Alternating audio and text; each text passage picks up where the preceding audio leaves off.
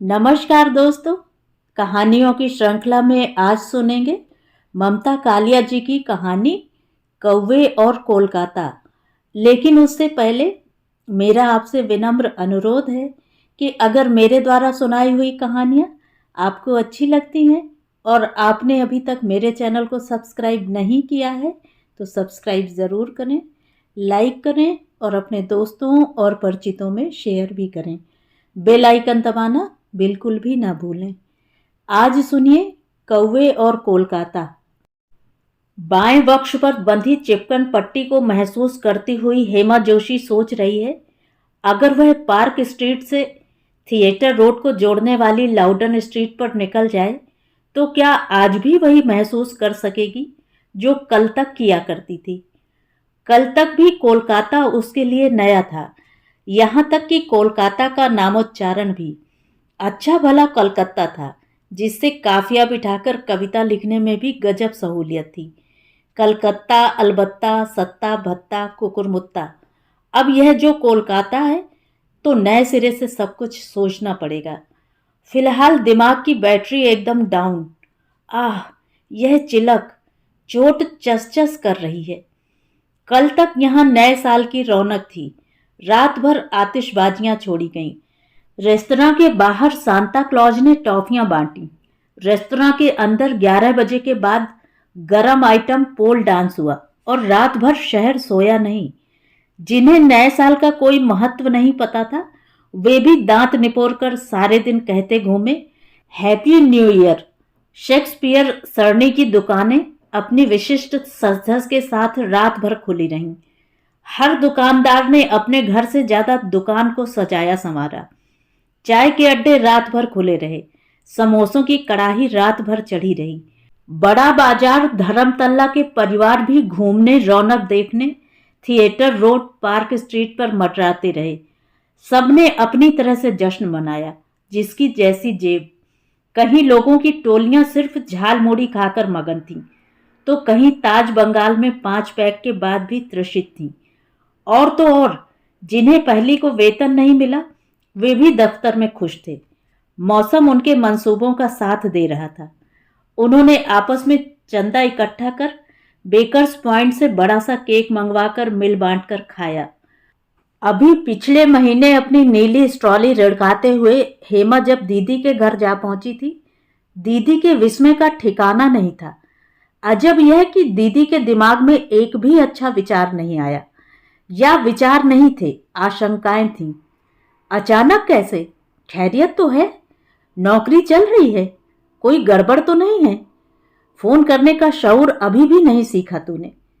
दिन के 4 बजे भी दीदी हाउस कोट में थी, पर मेकअप किया हुआ था। बाल भी चमक रहे थे। हेमा ने अपने बिखरे बालों पर हाथ फेरा। जब वह पानी का ग्लास लेकर बैठी, दीदी ने कहा, किस देहात से आ रही है तू? बाप रे, इतने कपड़े लाद रखे हैं, मोजे भी पहने हैं। यहां तो औरतें स्लीवलेस कपड़ों में घूमती हैं।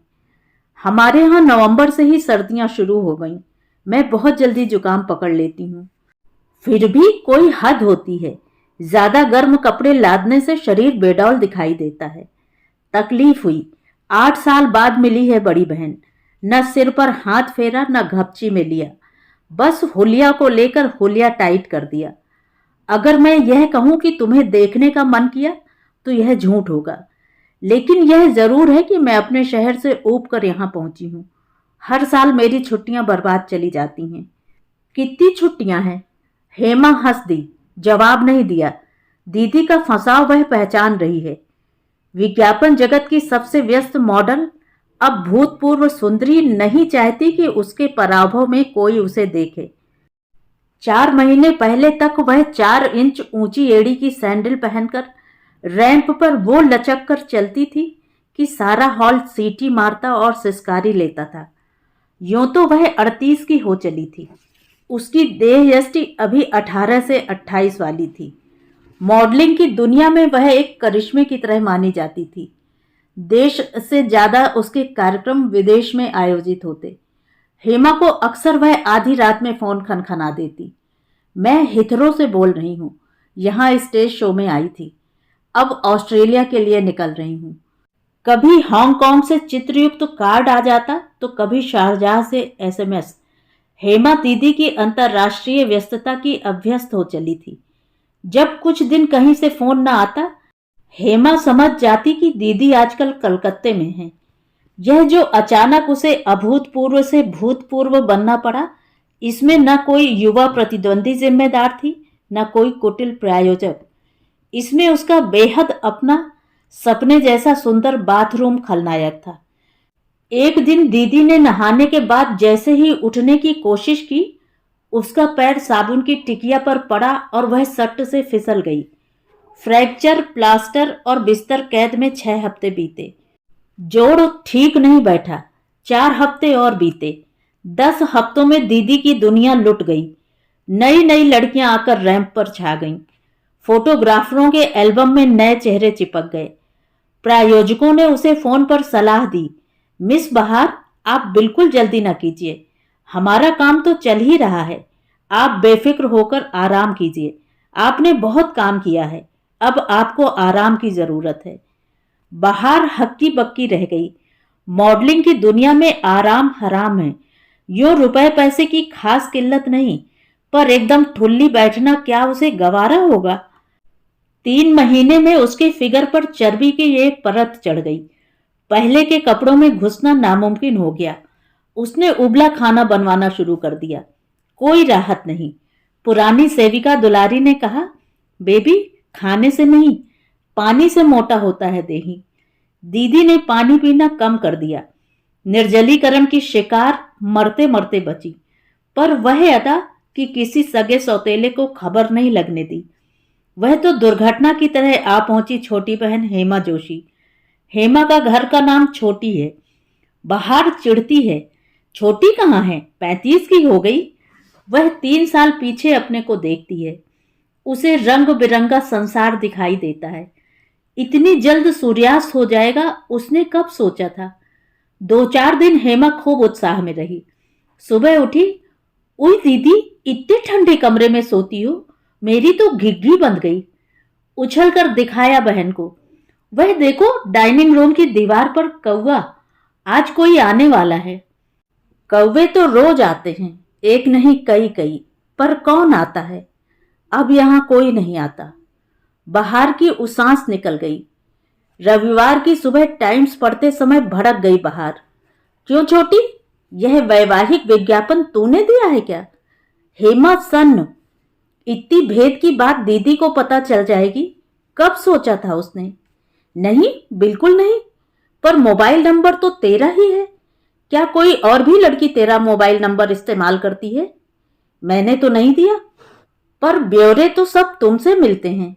35 साल की सुंदर प्राध्यापिका, दिल्ली में कार्यरत वर, जाति बंधन नहीं, ईमेल पता भी तेरा ही है। अब और झूठ नहीं बोला जा रहा हेमा से। विज्ञापन देते समय उसने कब सोचा था कि दीदी इतनी फुर्सत में होगी कि वैवाहिक पृष्ठ को खुर्दबीन से पढ़ती होगी। क्या अपने लिए पढ़ती है दीदी। सैकत ने एक दिन कहा था, तुम सब भाई बहन बहार दीदी को अभिभावक बनाए दे रहे हो। अभी तो उनकी फर्स्ट क्लास शादी हो जाए। तुम लोग शादी के चौखटे से अलग रखकर लड़कियों के बारे में सोचते ही नहीं। हेमा ने वार किया। जब तस्वीर मुड़ने तुड़ने लगे और चौखटे के भी काबिल न रहे, तब की सोचना हेमा, सैकत ने कहा। क्या तभी से हेमा के अंदर अकुलाहट पैदा हुई। उसके आसपास सभी पुरुष विवाहित थे। सहेलियां भी एक एक कर विवाह के बाद साथ छोड़ती जा रही थी। नई आने वाली प्राध्यापिकाओं के बीच हेमा स्वयं को बहुत प्राचीन दिखाई देती। कुछ हफ्ते उसने शादी.com पर अपना बायोडेटा डाला। एक भी प्रस्ताव न आने पर वह परेशान हो गई। उसे लगा वह जिंदगी में ऐसे बस स्टॉप पर खड़ी है जहां अब बसें नहीं आती। टाइम्स में विज्ञापन उसके भग्न हृदय की हताश हुंकार थी। इसके लिए ही वह बहार के पास आई थी कि अगर कोई प्रस्ताव आ जाए तो मध्यस्थ की भूमिका बहन निभा दे। बहार ने पहले व्यंग और फिर विनोद से मामला निपटा देना चाहा। उम्र तो तुमने पहले ही लिख दी, कोई क्यों आना चाहेगा। और सब तो ठीक है, यह सुंदर शब्द कहां से आ गया। हेमा दुखी हो गई। दिवंगत माता पिता पर गुस्सा आया जो बिना अपना काम पूरा किए चटपट चले गए। जीवन में छोड़ गए उसके लिए एक बड़ी बहन जो इतनी आत्मलिप्त रही कि उसके लिए हेमा जैसे है ही नहीं। उसे नहीं आना चाहिए था यहाँ। दीदी उसका मनोविज्ञान बिगाड़ती है। दीदी की निगाहों में वह बेडौल, बदसूरत, भैंगी और क्रैक है।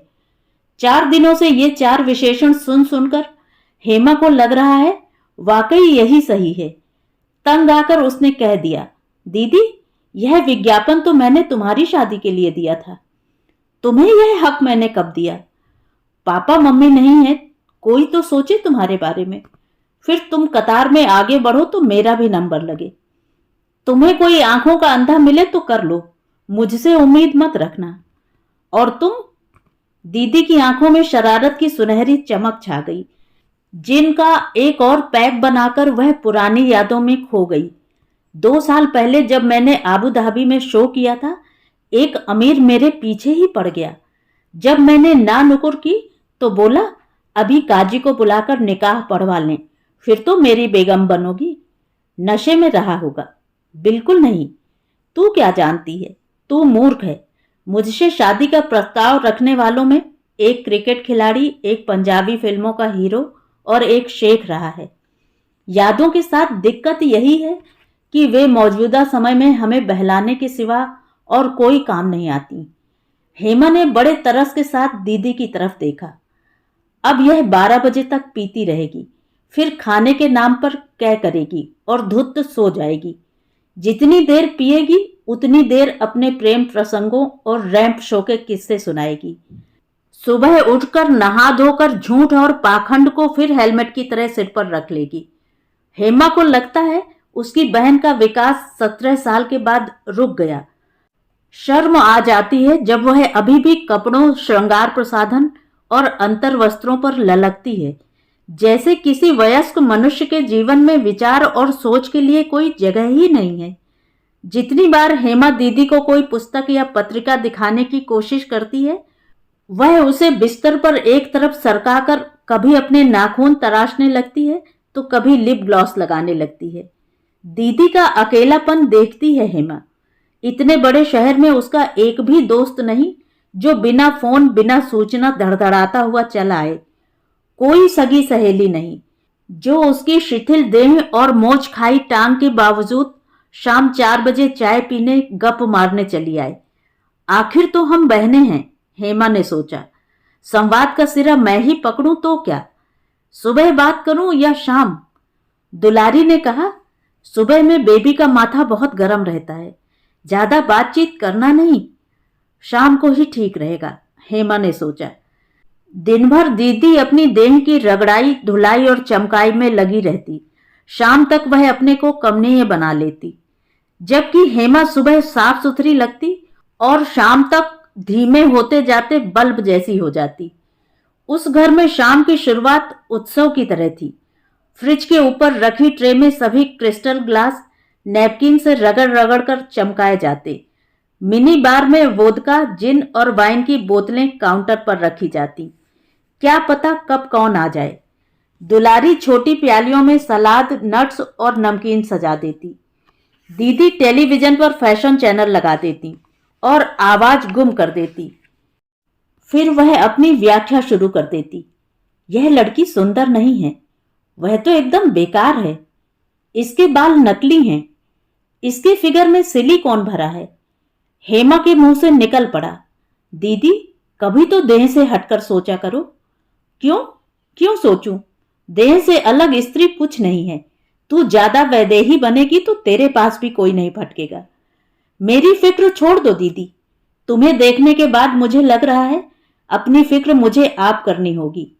अपनी सोचो, 10 साल बाद जब शरीर झुर्राने लगेगा तब क्या करोगी?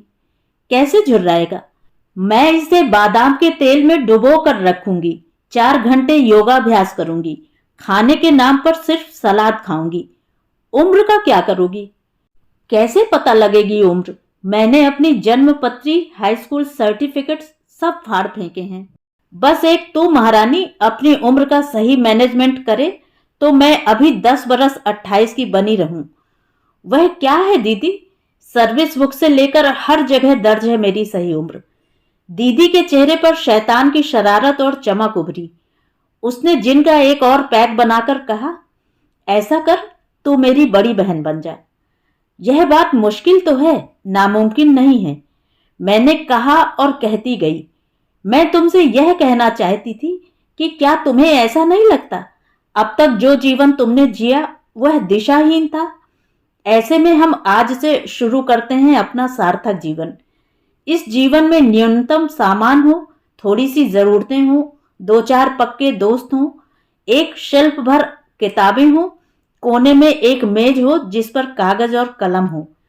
ऐसी बोर जिंदगी तुम्हें मुबारक, मेरे लिए तो वह सजा है। दीदी ने मेरी बात को व्यर्थ करते हुए कहा। यार अब न वो समझे हैं न समझेंगे मेरी बात। जैसी लाचारी में हेमा ने अपनी बात मुलतवी कर दी। बाएं वक्ष पर टी सो रही थी। दीदी को बताने का कोई लाभ नहीं था। वह हंसी उड़ाती या उसके दर्द की धज्जियां। हेमा ने घुमा फिराकर पूछा, तुम्हारा फैमिली डॉक्टर कौन है? जब मेरी फैमिली नहीं है तो फैमिली डॉक्टर कैसे हो सकता है? कोई पर्सनल डॉक्टर? क्या बात है, तुझे पीरियड्स तो वक्त पर आ रहे हैं ना? हाँ, उसकी कोई समस्या नहीं है। कोई लेडी डॉक्टर बता ना। फंस गई ना तू भी। कितने हफ्ते ऊपर हुई है? शादी करेगा या अबॉर्शन के 5,000 देकर छुट्टी करेगा? दीदी की आवाज में चुनौती, व्यंग और विनोद तीनों था। कुछ नहीं, पेट दर्द रहता है इसीलिए। तो फिजिशियन को दिखाओ। लेडी डॉक्टर जैसी बीमारी कहाँ है तुम्हें? अंदर उबलते गुस्से से हेमा खलबला उठी। अपने तमाम आधुनिक सोच विचार के बावजूद मन में संकोच बैठा हुआ था कि अंतरंग का अनावरण पुरुष डॉक्टर के सामने कैसे करे। चोट किसी बाहरी अंग पर होती तो वह किसी के भी दवाखाने में जाकर उपचार करवा लेती। यह तो अंतर्वस्त्र उतार कर दिखाने वाली चोट थी।